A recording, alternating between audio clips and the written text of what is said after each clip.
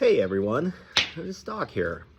I don't think I've ever done this with the fishing before, but I do a thing called Doc's Fireside Chats. I usually do it with my drag racing. I'll do it with my hunting a lot of times, my hiking. But you know, I can do it with my fishing too. So I thought it'd be fun. So Saturday I went out to Temple Bar. Had a pretty good day. I could have had a better day. The kayak guys were out there. They were having a tournament. I think they had like 28 boats. That was a really good turnout for them. We'll fast forward to the end and then come back into the middle. So at the end of the day, I was talking to some of the kayak guys and they were saying it's really tough out there, and you know, they were having trouble getting bites. Now, I got 7 bites overall. I boated 5 fish. I noticed, and I caught all my fish by 9:30. I noticed that there was a pattern very quickly. The largemouth were in front of the coves, kind of in the middle, towards the back, and the smallies were on secondary points. And it was a pattern that I was able to replicate really quickly and get my limit before 9:30. After 9:30, I didn't get any more bites. Now, it was a pretty specific pattern. The coves had to be a certain size. They had to be configured a certain way in relationship to direction of the North Pole, let's say. The secondary points were very specific. So when I was done fishing that area where I caught my limit, I left, which was probably a mistake. I probably should have went through and recycled it again, but I didn't. I went to some areas that I'm more familiar with, that I like, that I usually have success, but did not fit the pattern in which I was catching fish. And of course, when I went there, I didn't catch any fish. So after spending, you know, a third of the day there, I'm like, screw it, I'm gonna go back to where I caught them this morning. Well, by that time I went back there, I tried to recycle the areas. I only got bit one time. Okay, so let's talk about some of the things I did wrong that could have helped me got more bites and more fish in the boat. Number one, and this is a sin that I'm guilty of, I did it Saturday, is I get busy fishing and I get tunnel vision, and sometimes I just don't stop and think. I knew the pattern and I knew what they were doing, but I didn't replicate it properly. I went to my old haunts, which were not the pattern, thinking there would be fish there, and of course there weren't.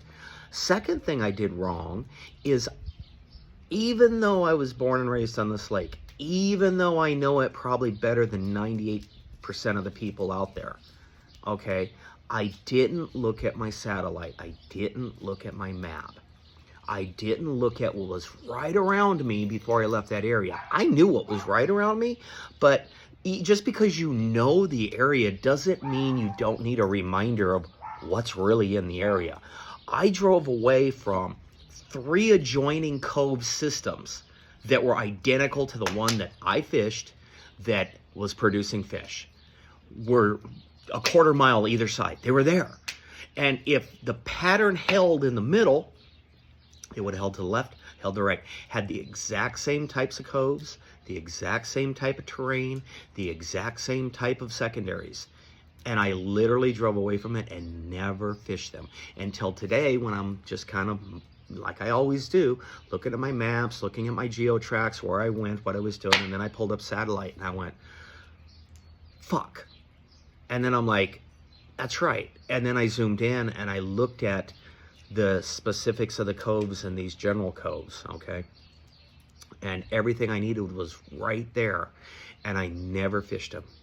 I only had a 7 bite, 5 fish day. If I would have hit either one of those coves, just left the cove I did in the morning like I should have, and just boom, boom, hit those 2, I could have had a 15 or 20 or more fish day, just replicating that pattern in that area, doing what I already knew what worked. So it wasn't that I wasn't catching fish. It wasn't that I didn't know what the pattern was. It wasn't even that I didn't know what they were hitting on. I had all the pieces to the puzzle figured out, and it was producing. My failure was to find the locations nearby and just go to them. Number one failure. I went back to my old ways. I went back to where, yeah, I've caught fish here all the time. I'm going to go back there now. And it didn't work. this is where fishermen, especially tournament fishermen, they do this. They'll get tunnel vision. They'll have a good start to the morning, and then they'll think, for some reason, wrongfully so, that what they just found here is going to work where they've always caught fish. Oh, it's a great day. Let's go over there. And you go over there, you don't get, what the hell? It's one of my best areas. Yeah, but your best area is not specific to what they were doing that day.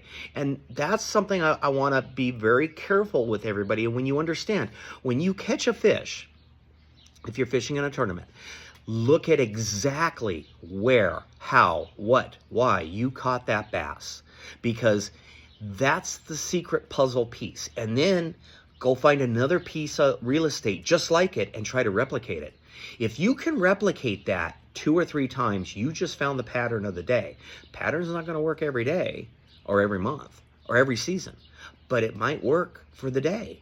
And if something changes, cloud cover, goes to bright sunny days, you know they're in the area. You'll just have to pull out a little, move up in the water column a little, or move down. But you've already found where they're at.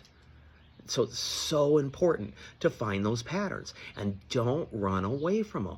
If you don't know the lake, get a map, look at your satellite, look at your topography maps, and replicate where you're at. If you know the lake real well, then of course, take what you know about that specific secondary point or that specific cove, and obviously go find more like that and go fish those specific areas, and you're gonna have good luck. So when we're going to do a Doc's Fireside Chat, and I'll do 1 or 2 a month from now on, I want to talk about that. Let's talk about how could we have turned a 5-fish day into a 25-fish day. We already knew what we were doing, but we failed in closing the deal by going to those exact areas, which were very close nearby. And that probably happens more often than not with most anglers and tournament anglers, especially when you're fishing a tournament, you're under a time crunch, you have to get her done. Maybe you did some pre-fishing and you caught some fish, but one of the things I've learned, especially fishing tournaments, is scenarios can change from day to day. They can change from morning to afternoon. And just because, you caught them there doing one thing on Friday doesn't mean necessarily that's going to work on Saturday. The fish are in the area, but you've got to be willing to adapt, overcome, and achieve. Willing to go, okay, I know you're here. Maybe you pulled out. Maybe you're up in the water column. Maybe you're down in the water column. Maybe you moved in. Maybe you don't want, the chartreuse spinner bait. Maybe you want the white, jig. It's really hard to say. So you just got to look at it and pick what's going to work and be willing to adapt, be willing to change, especially during tournaments. It's so important. Don't bang your head against a wall. The most guiltiest thing a tournament angler can do is keep doing the same thing and expecting a different result.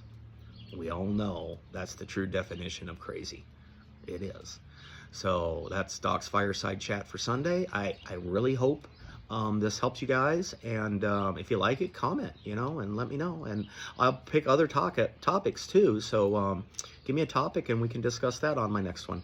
Out.